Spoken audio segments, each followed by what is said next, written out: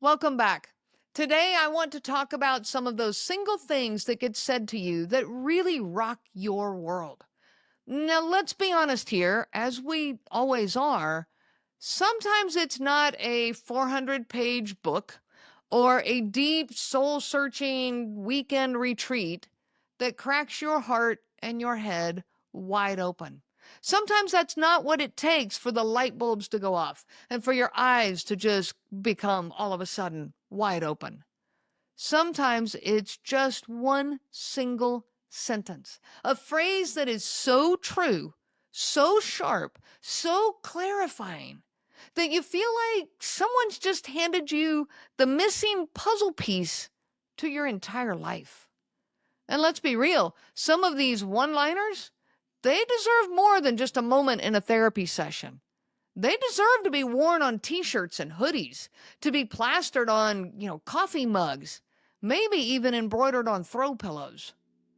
So today, I'm sharing 10 things my therapist said that deserve to be on t-shirts. I'm going to include in this some stories and real life moments behind them as well. So t-shirt number 1, I can see it now. You're not crazy. You're just traumatized. I'll never forget my first few therapy sessions and all of this. I was not sitting there, demanding justice or sitting there pointing fingers and saying, he did this and he did that. No, I started basically by apologizing. Apologizing for, I'm the one that's wrong here. I'm the one that's doing things. It sounded something like this. I know I overreact a lot. I mean, sometimes I get upset over nothing, and I guess I'm just really sensitive. And honestly, it's probably me. I'm probably the problem. I'm the one causing all of this. I always seem to be the common denominator. Like, maybe if I just communicated better and wasn't so emotional all the time, then things wouldn't get so bad. I don't know. Maybe I just expect too much. And so, can you help me? And I said all of that like back to back in a single breathless ramble, trying to get ahead of whatever judgment this, therapist was going to throw at me. I just knew that's what was coming, bracing for that moment when they would confirm what I already secretly feared was that I was the problem, that I was really broken, that I needed help, that I needed to chill out or try harder or try less hard. Instead, my therapist just tilted his head, looked me straight in the eyes, and said so calmly, "You're not crazy. You're just traumatized." And for a second, I didn't know whether to burst out laughing or to burst into tears. Because deep down inside of me, some part of me knew that this was true. This registered with a part of me that I didn't even know existed. You see, I wasn't born doubting my own feelings. I wasn't born apologizing for my very existence. No, I had been trained and conditioned. By what? By years of gaslighting, silent treatments, blame shifting, guilt manipulation, and emotional starvation, all dressed up and packaged as love. Now, how do you know if you can relate to this? How do you know if this t-shirt's for you? If you've ever walked into a room and immediately apologized without even knowing why, or if you've ever apologized 3 times before finishing one sentence, if you've ever questioned yourself after every minor disagreement, and I don't mean just question, but really ripped yourself a good one after every little minor problem, if you've ever sat in your car after a conversation replaying every single word you said, terrified that you sounded crazy or reactive. If you've ever second guessed your feelings, memories, sanity, because someone else told you that you were the problem, then this t-shirt's for you. You're not alone here. You're not crazy. You were surviving. You were adapting to an environment where your reality was under constant attack. Healing starts the moment that you realize that your crazy was actually your body screaming for help in a world that didn't make sense, in a world that wasn't safe, in a world where gaslighting kept you silenced. You're not crazy. You're just traumatized. T-shirt number 2. It's not your job to set yourself on fire to keep other people warm. Now, I love this t-shirt because I definitely am one of those that will set myself on fire so that everybody else can be comfortable. In another therapy session, another monologue where I'm explaining myself almost like proudly, wearing it like a badge of honor as how much I sacrifice in order to keep the peace. Okay, and keeping the peace with a covert narcissist, we already know, is more than a full-time job. So here I am talking to the therapist, and I say, yeah, I didn't say anything about how hurt I was. No, I didn't speak up. It would have just caused another fight. I didn't bring up the way that he shut me out last week because honestly, it's just not worth the drama. I know I can be selfish sometimes, so I'm trying to be more understanding. I know he's stressed, and I don't want to add to it. So I can just let it go. I can just swallow everything, and I can just be okay. Translation, I was in full survival mode, shrinking, silencing, contorting myself into something unrecognizable and calling it love. My therapist looked at me with so much compassion and simply said, "Hey, it's not your job to set yourself on fire to keep other people warm." That one statement rocked my world. Now, how do you know if you can relate to this, if you can wear this t-shirt? Have you ever held in your feelings for weeks because you know that one honest conversation will lead to 2 hours of sulking and the silent treatment? You're listening to the Covert Narcissism podcast, so yes, you do know this feeling. You have done this. Have you ever justified staying silent about a betrayal or a hurt because it would just make things worse? Yeah, that's not love. That's self-abandonment disguised as patience. You see, love doesn't require the death of your voice. If you have to incinerate your needs just to keep someone else comfortable, you're not in a relationship here. You're in a hostage situation with a smile pasted on top. T-shirt number 3. I like this one. Feeling guilty does not mean you're doing something wrong. Now, that one hits a little deep, and that's one that I am going to explore even more on future podcast episodes. You see, I sat across from my therapist, after setting what I thought was a reasonable boundary. And I'm telling the story about a reasonable boundary that I had set, and I'm spiraling. I'm saying things like, I don't know, maybe it was too harsh of me to ask for space. He's going through a lot and he does need, me to be there for him. He needs care and maybe I should have just let it go. I hate feeling like I'm abandoning him when he needs me. I just feel so guilty. Maybe I'm being selfish. And the guilt was crushing. If you've lived in this relationship with a covert narcissist, you know that guilt.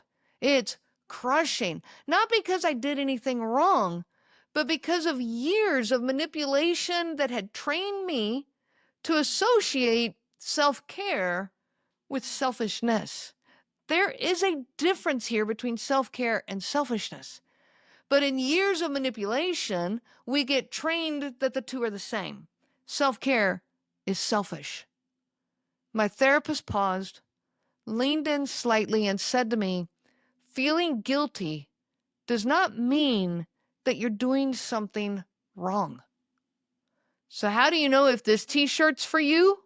Have you ever told someone no and then spent 3 sleepless nights wondering if you're a terrible person? Have you ever declined a last-minute favor request? Somebody asking a favor of you and you turned them down, and then you fought this urge, and it's a strong urge, to immediately backpedal and say yes? This is what it feels like when you are equating self-care with selfishness. When you have been taught that feeling bad or feeling guilty means that you are doing something wrong. These guilty feelings have been laid on you. Guilt is not your compass. It's a smoke alarm, okay? That's fine, but it's been wired wrong by trauma. It's been wired wrong by manipulation and blame shifting. Listen to your values, not the noise of the smoke alarm. How about t-shirt number 4? I've talked about this on my podcast before. You can love someone and still walk away. When I finally admitted that I was thinking about leaving, at least admitted it to myself, I couldn't even say it without immediately minimizing myself. I couldn't do it. It sounded like, he's not all bad. There's a lot of good memories too. And then I would start talking about all the good memories, the times that, we did this well together, we did that well together. And I know he's hurting underneath it all. I know that. And I know he had a rough childhood and I feel bad for him. And I do love him. Now, I'm not perfect either. Just sometimes maybe I wonder if I'm giving up too soon. Maybe real love is supposed to be this hard and this painful. I was trying to find a loophole in reality. See, the reality was this marriage was broken. It was very broken. But I was looking for this loophole. I was trying to justify staying in pain and calling it love. But it was because I still cared. My therapist said it softly to me, but it hit like an earthquake. You can love someone and still walk away. Now, how do you know if this t-shirt's for you? Have you ever stayed in a relationship long past its expiration date because you still love the idea of the person that they were pretending to be? Again, you're listening to the Covert Narcissism podcast, so I already know the answer to this. But if you've stayed in this relationship long past its expiration date because you're still in love with who you think they are, then this t-shirt's for you. Have you ever clung to the good memories? Like, life rafts while the ship is sinking? These are the breadcrumbs that we hold on to. Your love for them does not erase the dysfunction, does not erase the damage. It doesn't heal someone who refuses to heal themselves. Leaving does not mean that you stopped loving them. It means you finally started loving yourself enough to. T-shirt number 5. The apology that you're waiting for probably isn't coming. Heal anyways. Now, there was a time when I genuinely believed that if I just found the right words, and you probably know where I'm going with this, if I just found the right way to say it, the right, combination of words, the right book to give them, the right video to watch, the right, stand on my head and spin in a circle, if I could just find the right way to deliver this message, if I just proved my pain perfectly enough, then he would finally see it. Finally, he would get it. Finally, he would say, I am so sorry. I understand now. And finally, we would have that genuine reconciliation. And I truly believed that I just had to find the right words. I explained it to my therapist somewhere along these lines and said, I think if I just stay calm enough and explain how much it hurt without attacking so that he doesn't get defensive, that he'll realize that it wasn't okay and that it's safe to talk about. Like he'll have that aha moment and everything will just click. Maybe I'm just not explaining it the right way. Can you help me find the right words? Maybe I need to say it differently. What would that sound like? Maybe I just need to be more patient. You see, I was hanging my healing onto his ownership of this, his closure here, his reconciliation, his growth, a moment that was never going to come. And my therapist very gently said to me, hey, the apology you're waiting for probably isn't coming. Heal anyways. Wow. Now that was eye-opening. How do you know if this t-shirt is for you? Have you ever mentally rehearsed a speech that you're probably never going to get to give, where you finally get through to them, where you finally find those magic words and they finally fall to their knees in genuine regret and empathy? Have you ever replayed conversations in your head 100 times, 1,000 times, imagining the perfect reconciliation, the perfect closure. That fantasy isn't real. That fantasy is not actually going to give you the closure. It's a fantasy. It's an imagination. It's still searching for those magic right words. That's not going to give you closure, and you're never going to get it with a covert narcissist. What you're doing is avoiding the grief of the situation. You see, real closure doesn't come from their apology. It comes from your decision to stop needing it. The apology you're waiting for probably isn't coming. Heal anyways. Now, before we move on to part 2, I just want to say this. If even one of these truths has landed in your heart today, stop right here and sit with it. Breathe it in and let yourself feel it. You don't have to fix everything right now. In fact, you can't. You don't have to know exactly what's coming next. In fact, you don't. You just have to let yourself sit with your feelings. Let yourself feel the shift that is happening in you, the tiny crack that is forming in the old stories that you were told, and this small but powerful voice inside of you saying, maybe it wasn't all my fault. Maybe I wasn't crazy. Maybe I was just surviving. That voice is healing, and it's only going to get louder from here. So listen to these lines. You're not crazy. You're just traumatized. It's not your job to set yourself on fire to keep other people warm. Feeling guilty does not mean you're doing something wrong. You can love someone and still walk away. And the apology that you're waiting for probably isn't coming. Heal anyways. Now, this is part 1, and we will continue with part 2 in the next episode with numbers 6 through 10 of, things my therapist said that belong on a t-shirt. I wish you so much peace on your journey of healing. The information provided by Renee Swanson, Covert Narcissism Podcast, and CNG Life Coaching is for educational purposes only and is not to be used for diagnosis purposes. It is not intended to be a substitute for clinical care. Please consult a health care provider for guidance specific to your case. This material discusses narcissism in general. Renee shares stories from her personal experience as well as from those she has talked with for several years. Her material does not claim that any specific person has narcissism and should not be used to refer to any specific person as having narcissism. Permission is not granted to link to or repost this material to support any allegation or claim that any specific person is a narcissist.